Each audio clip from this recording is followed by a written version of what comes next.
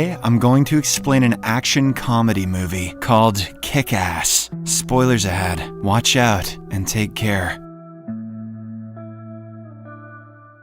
The movie opens with a voiceover from our protagonist, Dave Lazowski. He introduces himself as an ordinary teenager who is mostly invisible to everyone in his high school, except his two friends, Todd and Marty. He often fantasizes about women and has a crush on his classmate Katie Duxma. As an avid comic book reader, Dave always thought that his life would change drastically after a personal tragedy. However, when his mother died of an aneurysm, he found that for regular human beings, life simply moves on. One day, at a local comic book cafe, Dave and his two friends discuss how no one has ever become a superhero in real life. Marty replies that being a superhero requires superpowers or a vast amount of wealth. Their conversation is interrupted when Chris, the son of a local mobster, Frank D'Amico, arrives at the cafe. Dave feels sorry for him as he has a lot of money but is always seen by himself. He then approaches the loner boy to invite him for lunch, but Chris's personal bodyguard rudely sends him away. As they head out of the cafe, Dave and Todd are robbed by a pair of street gang members. Frustrated by the injustice, Dave returns home and decides to take matters into his own hands. Inspired by their conversation about superheroes at the comic cafe, he orders a green-colored diving suit off the internet and fits 2 batons to the back. He then begins to train himself to become a crime fighter, determined to make a difference in the world. Elsewhere, in a warehouse, mafia boss Frank and his crew are questioning one of his associates, Trey Hernandez. A few days ago, Trey was charged with overseeing a drug deal with a Russian gang, but he alleges that a vigilante dressed as Batman beat his men and took away the drugs before they could even reach the Russians. On the other hand, Frank has heard a different story from his Russian partners. According to them, Trey stole all the drugs and sold only a fraction of what was promised at a substantially higher price. The ruthless drug lord believes it is more likely for Trey to be an untrustworthy person than for a Batman vigilante beating several drug dealers. Thus, he orders his right-hand man Joe to torture and subsequently kill him. On the other hand, former cop Damon McReady spends his time training his 11-year-old daughter Mindy in the art of self-defense. He demonstrates the importance of wearing a bulletproof vest by shooting her at close range. "Don't worry, sweetheart, I'm just gonna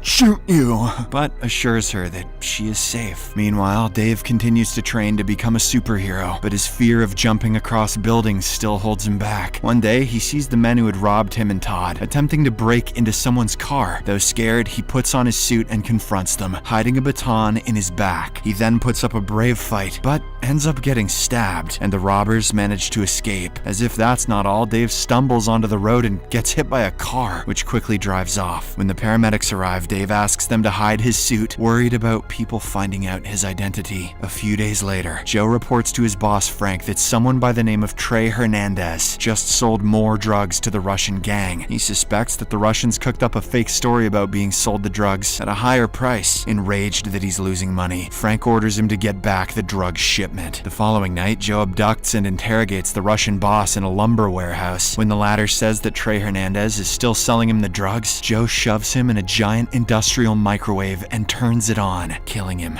brutally. Meanwhile, Dave is discharged from the hospital after recovering from his injuries. Due to the car accident, he now has metal plates supporting his body, and also has a higher threshold for pain due to some damaged nerve endings. When Dave returns to school, he is surprised as Katie starts a conversation with him. She even invites him to hang out with her, offering to treat him to coffee. This excites Dave, and he rushes to inform his friend about it. Unfortunately, Marty explains that Katie likes lame ducks, and reveals that the entire school thinks Dave is a gay prostitute.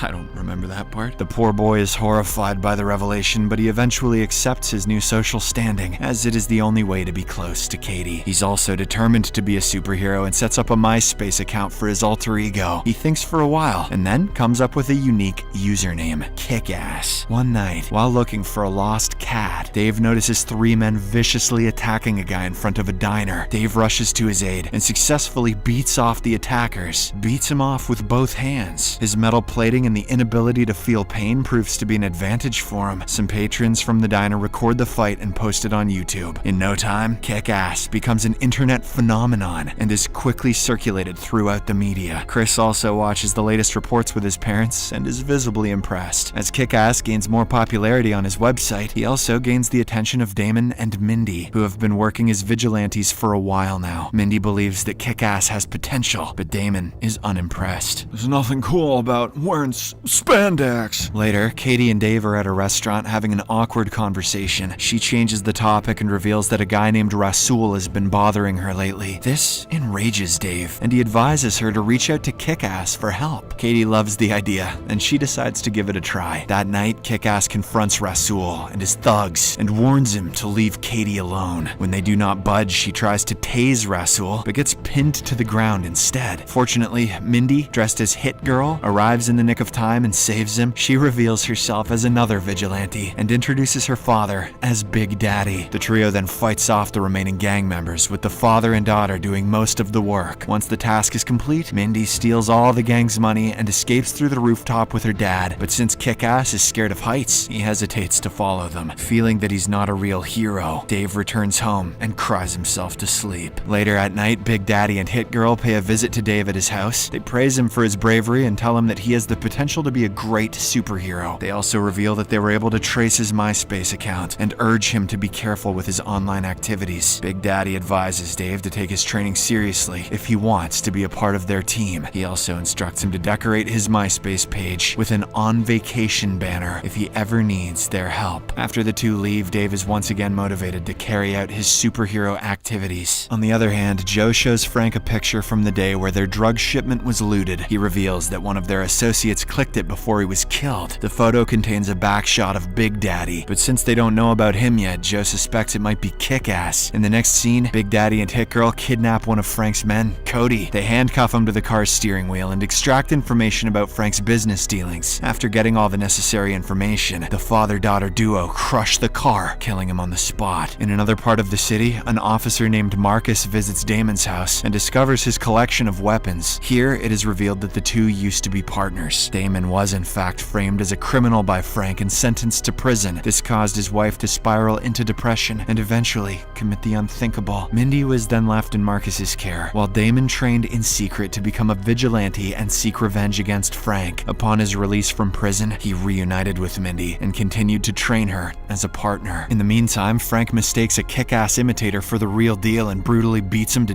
death. But he soon learns about the mistake and loses his cool. Chris, who has been eavesdropping the whole time, barges into the office with an alternative plan. He wants to pose as a superhero named Red Mist, who is inspired by Kick-Ass. He will then corner one of Frank's men during a drug deal and submit him to the police. Hopefully, this will allow Chris to get inside Kick-Ass's trusted circle. The plan works flawlessly as the media catches wind of Red Mist capturing a high-profile drug dealer. He then reaches out to Kick-Ass on his MySpace page, and the two meet a few days later. Red Mist offers to be a superhero sidekick and even shows off his flashy sports car to make a good impression. This is enough to convince Kick-Ass, and the duo heads to Frank's warehouse in the car. However, when they get to their destination, the warehouse is burning to the ground. They hurriedly rush inside and see that everyone is already dead. Red Mist then snatches a teddy bear from the shelf and runs out with Kick-Ass. Just as the building explodes, the two superheroes part ways. Meanwhile, Frank sees the destruction from afar and worries for his son. But seconds later, Chris returns and shows him the camera's footage that he had previously hidden inside the teddy bear. It shockingly reveals that Big Daddy was the one who killed all of their men and burned the warehouse. With their enemy now identified, Frank convinces Chris to use Kick-Ass and set up a trap for Big Daddy. On the other hand, Dave decides to give up on crime fighting after his close encounter at the burning warehouse. But one night, he sees spam emails from Red Mist requesting his help. This eventually changes his mind and he decides to don his Kick-Ass suit once more. During their meeting, Red Mist reveals that they're being blamed for killing the guys at the warehouse. He then convinces Kick-Ass to contact Big Daddy for help. Afraid of the police coming after them, our naive hero obliges by posting on vacation on his MySpace. Damon and Mindy soon notice the distress signal and ask Dave to meet them at one of their hideouts. Following this, Red Mist and Kick-Ass drive to the location while being discreetly followed by Frank's men. When they arrive at the hideout, Big Daddy is surprised to see Red Mist, but he lets both of them in anyway. Unfortunately, this turns turns out to be a grave mistake, as Red Mist immediately shoots Hit Girl in the chest, causing her to fall out the window. Frank's men then barge in and knock both Big Daddy and Kick-Ass unconscious. Meanwhile, at Kick-Ass's MySpace, a countdown starts for the unmasking of the mysterious superhero, but in a horrifying twist, a live video feed pops up, showing Kick-Ass and Big Daddy handcuffed to chairs. Frank's men then start hitting the two ruthlessly, and soon splash gasoline on Big Daddy. At this critical moment, Hit Girl, who survived thanks to her bulletproof vest, sneaks into the hideout. She shuts down all the lights, and using her night vision goggles, attacks the men inside. One of the bad guys manages to light her dad on fire, but even as he burns, Big Daddy guides Hit Girl in combat, enabling her to finish off everyone. After the coast is clear, she finally extinguishes the fire, but it is too late. Her father is badly burnt, and he shares one last moment with her before passing away. At least there aren't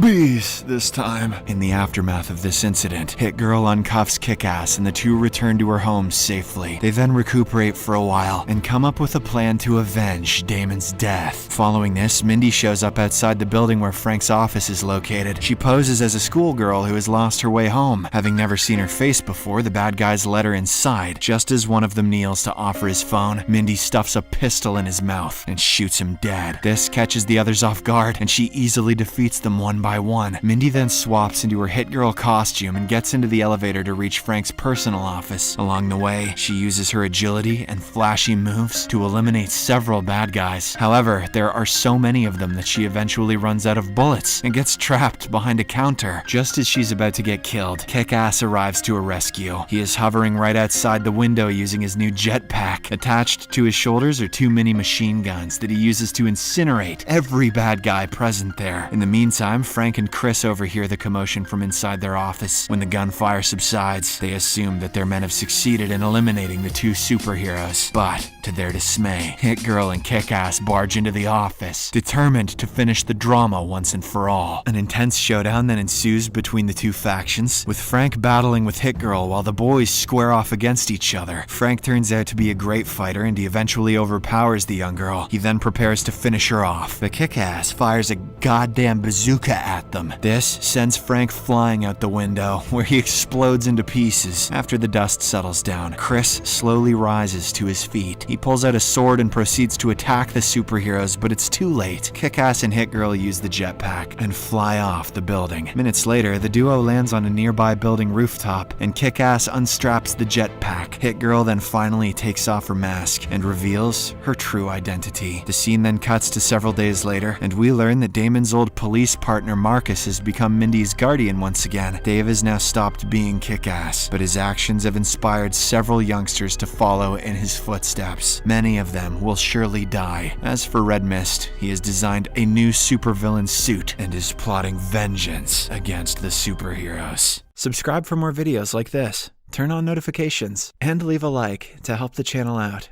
Thank you for watching.